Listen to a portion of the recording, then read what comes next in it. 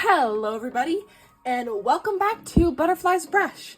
Today we'll be doing a highly requested video on an eye tutorial. Doobie doobie doo, don't be shy, just say hi. This was a YouTube short that I posted several weeks ago that kind of blew up and went viral. So a lot of people were requesting that I teach how to go about making an artwork like this. I'm going to be teaching this in 5 simple steps: sketch, line art, color, shading and texturing, and special effects. So let's get started. The first thing you're going to want to do is open up Procreate, and we're going to make a canvas. Because this is just an eye, I like to use a very large canvas to help with the details because it's a more complex artwork. So I'm going to do, let's do 4,500 by 6,000. We're going to create that canvas. I'm going to rotate it sideways. So the first step of our tutorial is to get our sketch done. I will be using Bruni from Procreate Library 2 in the pencil section with a nice red color that will help me to be able to see what I am doing and also know that these lines are not permanent. This is just the rough sketch. As far as eye shape goes, there are a bunch of different eye shapes to choose from, and you can always go onto Pinterest or Safari and find a bunch of different eye shapes. I'm going with my traditional eye shape. Start by drawing the pupil itself, which is gonna be in the lower half of your page and centered. And you are welcome to follow along digitally or traditionally. Whatever medium you prefer to use, this tutorial is great for it. There's going to be 2 points, as if this is our bottom corner and this is our top corner. So I'm going to go from our top corner and draw a line. And as soon as I hit the pupil itself, I kind of curve it down. And then I go from the bottom corner. And then as soon as I reach that same point, I curve it inward. And that kind of gives us this rather interesting shape. And if your circle doesn't end up fitting the final shape, you can always erase it. I tend to make sure that the pupil, which is the inner circle that I'm drawing right now, always connects to the outside of the eye. That doesn't necessarily happen in real life, but because I do a more animated type of art style, it helps for me to give my characters more emotion and sort of movement in their facial expressions when I do it this way. From here, I like to add the inner corner of the eye, which is just a rounded circle extending from where that eye ended. And then I would also go in and add the eyebrow. Start with a curved line above your eye, and then make another curved line above that, and sort of connect the two. I'm going to adjust mine and bring it down to make sure it fills up our entire space. This is the basis shape for our eye and our character. From here, I normally fill in this upper corner for an eyelash, and I will also go in and add these curved lines all the way across and slightly down. And when we get to the middle, I add a triangle and more swooshes down the other side. Then from there, I go in and thicken them up by turning them all into very curved triangles. And this just gives the illusion of eyelashes on our eye. Since we are focusing on just the eye and it's not a whole face, it's important to give it a lot of detail because that will help with the whole realism side of it and shows that you put a lot of effort into this artwork. But you are welcome to skip this step it's not required. And this is our basic sketch. From here, I'm going to add a new layer and change my color a really dark blue. And we are going to do our line art. Line art is an extreme personal preference. There's this pen called Dry Ink. I think it might have been one that I downloaded from another pack, but I'm not sure. But I love using the Dry Ink brush to do my line art, because if you make it really big, it kind of has these faint little grain marks that just add a whole lot to artwork. And when you're doing your line art, it's important to keep in mind what the focus is of the piece. So in this case, it would be the eye itself, specifically our pupil. This is where I'm going to have the thickest line art, is right in the center of this piece. And as we move outward, the line art might get thinner to help draw the eye inward to the focal point. I'm going to go in with a size 20. Here's a tip for making sure that your pupil looks like a perfect circle. On Procreate, if you make a circle and hold it, you'll see that up here it says there's an ellipse created. And if you tap the arrow and hit circle, it then automatically turns it into a perfect circle and you are able to place this wherever you desire. If you're doing this traditionally, I would suggest finding something round about the size that you want and tracing on the outside of it. It's not cheating to trace, it is an experience to learn and learn a technique.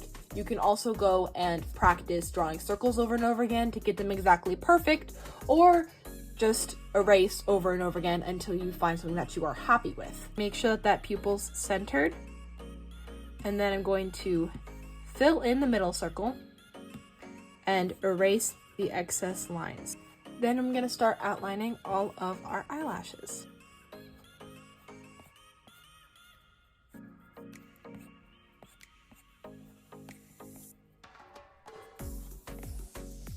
And then sometimes I will go in with even smaller eyelashes to fill in any kind of gaps. And then once you're done with that, the last step is to add the eyebrow. I also tend to add these little hairs before the main shape. I just feel like it adds a sense of realism. It's also just a part of my style. And then I also tend to add in the eyelid and trace out the eyebrow shape. And if you're struggling with super straight lines, you can always go into settings and change the stabilization pressure. I tend to keep it between 40 to 50%. Once you got your line art done, you can turn off the sketch layer and see how you're feeling about the piece and if there are any details that you would like to add. Now it is time for step 3, colors. There's a lot of ways that you can go about this. There's this fancy dancy little color wheel. There are color palettes that you could choose from. For me, I tend to just pick whatever colors come into my mind. So I'm gonna show you how I go about that. For skin color, I usually stay in the orange range. When coloring your piece, you're going to want to make sure that you add a new layer, put it below or in between your sketch and line art. Click on your line art layer, go to reference and click on that. This will ensure that whenever you go to fill in a color, it automatically reads those outlines and will place the color accordingly.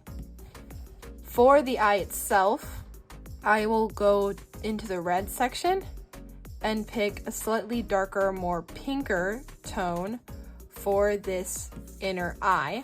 And it's important that you make sure each new color is on a different layer. My personal preference is I don't like to use a direct white, so I will always use an off color of some kind. That just helps bring vibrancy and life to your pieces. That's the other reason why I didn't use a direct black for my line art, even though a pupil is technically a black color. I really want to do purple, so I'm going to go with a purple eye today. And then for the eyebrow color, This is the base now for the rest of our drawing. So it's time to move on to step 3, texturing and shading. I kind of combined these steps because for my own personal art style, I have 2 different steps when it comes to shading. What I call natural, as far as if your chin naturally casts a shadow onto your neck, those kinds of things. And for that, I use a very textured brush. It is the Gotcha brush. You can find that in the regular Procreate library. I added it into my personal library because it's one I tend to use very often. This just helps bring texture into my artworks. So this is also why I always color on individual layers, because I will go through and alpha lock the layer and pick a slightly more saturated and darker version of the color I'm going for and blocking in shadows. So for example, our eye here, the eyelid might be casting a shadow because it is a crease in the skin from the eye. So I would go and add shading in that specific area. And you can see if you zoom in, it's adding just this little bit of texture that I like to incorporate in my drawings because, in my opinion, it tends to add a little sense of realism, doing multiple layers of shading. And I'll kind of do this to the rest of the skin just a little bit as well. So go back to that original color and pick a slightly lighter color to include some highlights that just make those shadows that much more defined and the texture that much more present.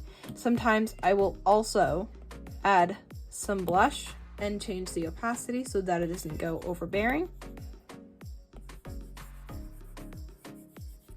And that brings some color into the skin tone.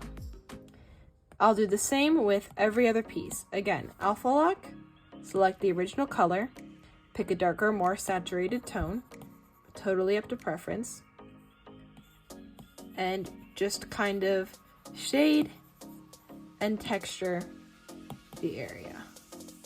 And you can totally skip this step if it is not to your liking. For the shading of the white part of your eye, I tend to do a darker color right at the top and blend it into that lighter white color. The darker you make it, the more dramatic that lighting feels. And notice the color tones of that shadow is giving off purple. That also just helps because the eye itself is purple, so it's reflecting purple light. For the color of the eye, I feel like this is the most complex part, but it's the same process. I pick a dark, very saturated color. Don't forget to alpha lock, that's important. And we will go in to the top half of this eye with that color. And you can go as dark as desired. I tend to go fairly dark. And then when it comes to the highlight, I will always go for a brighter tone, like how I'm going from purple to pink in this case, going to a very light one and adding in that depth below. Now, traditionally, for pieces where the eye is not the focal point, this is where I would stop. But because the eye is the only thing we see, I tend to put a lot more focus on the color of the eye because, again, that's where we're wanting our audience to draw into and making it feel very realistic, very live, very full of life and detail and color. So if you'll notice in this original drawing, there's a lot of things going on in here, which I'm going to walk you through right now. Once you have this fantastic base, we're going to keep this light color and make it into a ring around the outside. This can be in a light color or a dark color.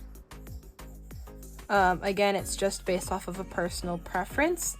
I tend to do a light color on the outside and then again taking that dark color and making it as a ring on the inside of the eye itself.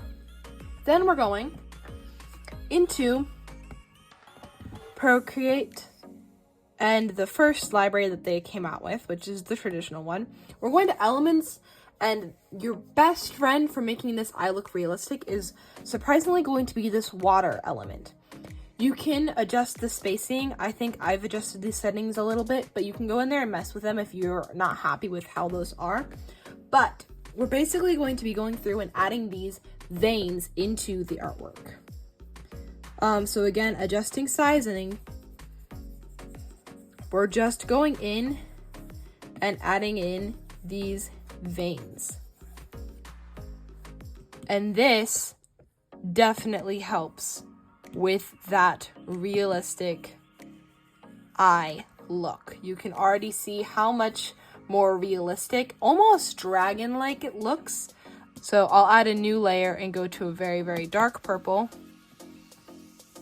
and adding in those darker veins. Adding in those little details tends to bring the eye to life.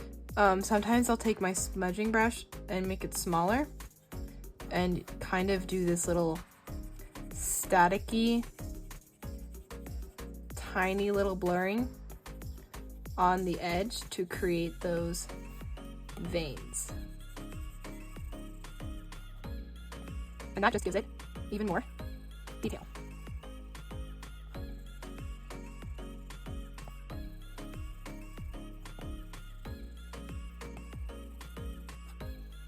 Here we go. And you can keep messing around with it until you're happy with it.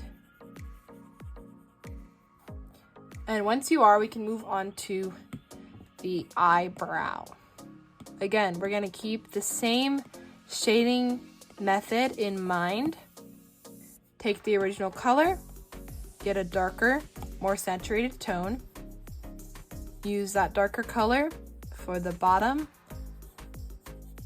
Find a lighter version of that color and use that for the top. And then we have the textured shading all complete.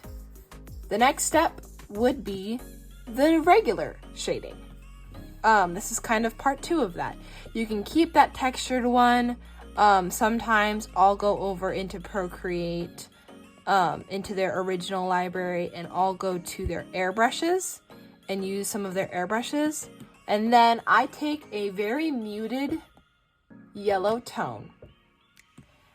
And we're gonna make 2 layers. One with the add feature and one with the subtract feature. Subtract feature is going to be for our shadows and the add feature is going to be for our highlights. I tend to start with our shadows first. And this final step just, again, reiterates that whole saturation. This would be more of the type of lighting that our item, in this case our eye, is in, the environment that they have been put into. So I'm going to say that it is kind of darker at the top and lighter at the bottom. And this just adds more color and more variety, because every object is not just one color. There's cause and effect to everything. Then I will always go and lower the opacity. And then I do the same for our add layer. And these can be above our line art layer.